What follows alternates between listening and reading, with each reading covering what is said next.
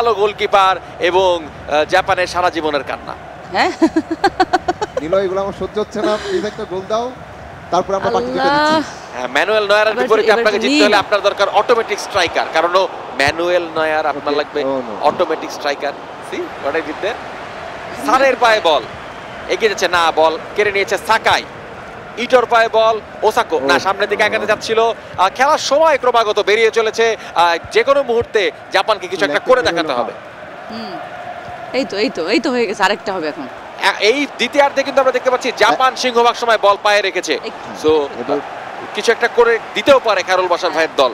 না আমি এটা অ্যাপ্রিশিয়েট করি, ওদের কাছে আসলে বলটা এই যে জামা কাপড় টানলে হবে না।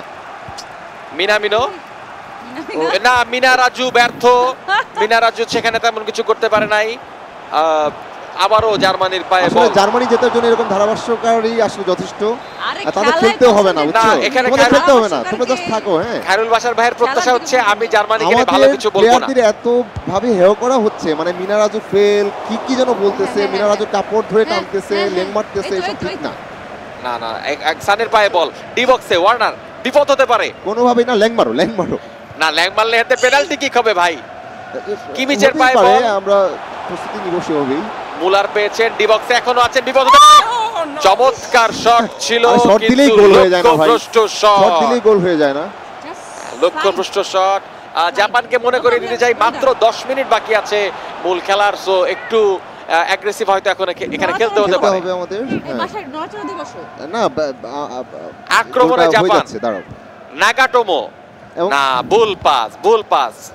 জীবনে এই ধরনের ভুল আমার প্রায়শই তরুণ বয়সে করে থাকি। গোল দাও, বুঝছো? এটা কি ধরনের কথা? প্লিজ তুমি দাও না, এটা নিলয় আমার কাছ থেকে এটা পাচ্ছে না, ওসাকো নিলয়কে আমি অনুরোধ করি। এবং দারুণ পাস এসেছে এবং গোল! জাপান কিন্তু করে দেখিয়ে